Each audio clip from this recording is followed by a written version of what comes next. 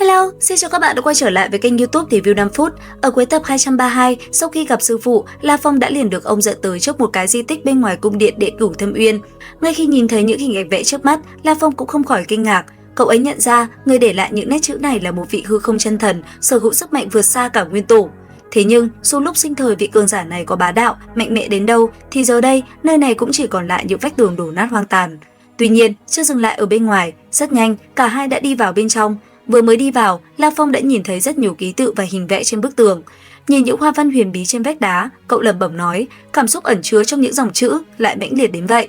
Nói rồi, cậu liền bị những dòng ký tự phù văn kia đưa vào trong một ảo cảnh.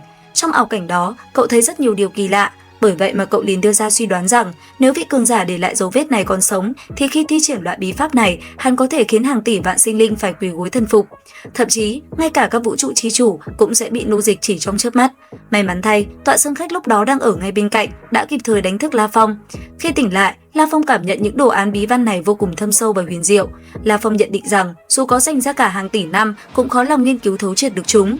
Tuy nhiên, không muốn bỏ lỡ cơ hội tham ngộ ngàn năm có một này, La Phong đã quyết định để lại một thần lực hóa thân tại đây để tiếp tục nghiên cứu. Đúng lúc này, bằng cảm giác nhạy bén của mình, Tọa Sơn Khách chợt nhận ra bên ngoài hòn đảo đang nổ ra một trận đại chiến giữa các vũ trụ tối cường giả, và người ra tay rất có khả năng là cự phủ sáng thế giả của nhân loại. Vì vậy, Tọa Sơn Khách liền mang theo La Phong nấp vào một góc tối, âm thầm quan sát trận chiến đỉnh cao này. Rất nhanh, trước mắt hai người xuất hiện một cường giả thuộc thực mộng tộc, hắn được gọi là Kim Hỏa Ma Thần. Phía bên kia, đối thủ của hắn chính là hai vị đệ tam chân chủ và đệ lục chân chủ của thần nhãn tộc. Cả hai đã lấy cớ Kim Hoàng Ma Thần nhặt mất bảo vật để hợp lực ra tay tấn công hắn. Điều này khiến Hoàng Kim Ma Thần vô cùng tức giận, bởi vì hắn ta căn bản không hề chạm vào bất kỳ món bảo vật nào. Từ xa, Tọa Sơn Khách và La Phong vẫn đang lặng lẽ đứng từ xa quan sát trận chiến. Còn Kim Hoàng Ma Thần, sau một hồi võ mồm, hắn phẫn nộ thét lớn, sao các người không nghi ngờ chính Tọa Sơn Khách mới là kẻ đã lấy đi bảo vật. Nghe thế, hai kẻ bên kia vẫn không thèm bận tâm, điều này bởi vì hai đại chân chủ ra tay với Kim Hỏa Ma Thần chỉ là một cái cớ mà thôi. Mục đích thực sự của bọn họ là muốn mượn trận chiến này để răn đe toàn bộ các cường giả tại Vũ trụ Hải, khẳng định uy nghiêm của thần nhãn tộc. Cùng lúc đó tại lối vào Đệ Cửu Thâm Uyên, cự phủ sáng thế giả cũng vừa tiến vào và lập tức di chuyển đến chiến trường. Vừa gặp lại một trận võ mồm diễn ra, phía đối diện, hai gã đối thủ của cự phủ ngông cuồng nói: nhân loại vũ trụ nguyên thủy nhỏ bé các ngươi mà cũng dám đối đầu với thần nhân tộc sao? Nhân loại các người đều đáng ghét, tất cả đều đáng bị diệt tộc.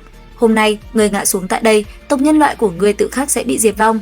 Hai chữ diệt tộc này đã ngay lập tức chọc giận cự phủ, khiến ông nổi trận lôi đình. Bởi vậy mà rất nhanh, cuộc chiến đã nổ ra. Vừa lên sàn, hai đại chân chủ đã tung ra chí cường chí bảo, đem hàng ước vạn tinh thần thú dung hợp thành một đầu vĩnh hằng chân thần. Đầu vĩnh hằng chân thần này có tới 9 cái đầu khổng lồ, 36 cặp cánh, 108 cặp móng vuốt và 9 cái đuôi. Uy áp của nó vượt qua bất kỳ vị vũ trụ tối cường giả nào đang có mặt. Tất cả mọi người, bao gồm cả La Phong, đều nghĩ rằng cự phủ phen này lành ít dữ nhiều. Thế nhưng, sau khi bị vĩnh hằng chân thần hút văng, ánh mắt cự phủ lại bùng lên chiến ý hừng hực. Ông lạnh lùng đáp trả rằng bọn chúng có thể chiếm thượng phong cũng chỉ được một lần này mà thôi.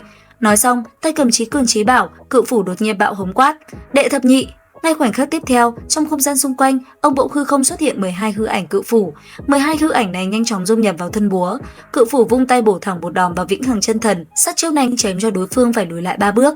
Đến tận lúc này, hai đại chân chủ mới chợt bừng tỉnh, cây rìu trong tay cự phủ lại chính là một kiện chí cường chí bảo. Bọn chúng thực sự bị cự phủ dọa cho toát mồ hôi lạnh, nhưng vẫn cố tỏ ra cứng miệng không xem đối phương ra gì. Tinh thần chân chủ tung thêm một kiện chí cường chí bảo là tinh thần thủ, kết hợp cùng bí pháp giúp vĩnh hằng chân thần hoàn thành quá trình tiến hóa. Thấy vậy, cự phủ chỉ bình thản hô lên: đệ thập tam! Tức thì 13 hư ảnh cự phủ khổng lồ lại xuất hiện. Dù trong lần va chạm này, cự phủ có hơi rơi vào thế hạ phong, nhưng ai mà ngờ được cự phủ vẫn còn giấu chiêu sáng thế. Giây tiếp theo, 14 hư ảnh cự phủ rộng lớn hiên ngang xuất hiện, tự như những mảnh ghép hoàn hảo khảm thẳng vào cây thần rìu. Cự phủ vừa vung ra thức đệ tập thứ, vĩnh hằng chân thần lập tức bị chém bay ngược ra sau. Còn chưa kịp để hai đại chân chủ và vĩnh hằng chân thần định thần lại, cự phủ tiếp tục gầm vang trời quát: đệ thập ngũ! Dứt lời, cú bổ búa chấn động nện thẳng xuống người vĩnh hằng chân thần, chém nó vỡ vụn thành vô số điểm tinh quang. Đệ tam chân chủ nhận thấy tình thế chuyển biến xấu, liền lập tức lấy ra hai món chí cường chí bảo của chính mình, lần lượt là tinh thần quốc độ và tinh thần thủ. Cộng thêm món chí cường chí bảo vốn có của đệ lục chân thủ là bích nhãn thần quang, dưới sự gia trì của cả ba đại chí cường chí bảo, uy lực của vĩnh hằng chân thần đã được gia tăng một cách khủng khiếp. Nhưng cuối cùng, nó vẫn bị đánh bại hoàn toàn bởi đệ thập ngũ phủ đầy uy lực hủy thiên diệt địa của cự phủ. Hai đại chân chủ ban đầu muốn lấy mạng cự phủ để lập uy tại Vũ trụ Hải, thế nhưng kết cục lại bị cự phủ truy sát ngược lại vô cùng thê thảm. Cuối cùng, bọn họ buộc phải giao ra 3 món trí bảo cực phẩm đỉnh phong mới có thể đổi lấy một con đường sống. Đến đây thì hết tập 233 Thôn Vệ Tinh Không. Theo dõi kênh YouTube Review 5 phút để biết thêm diễn biến chi tiết trong tập kế tiếp các bạn nhé. Xin chào và hẹn gặp lại!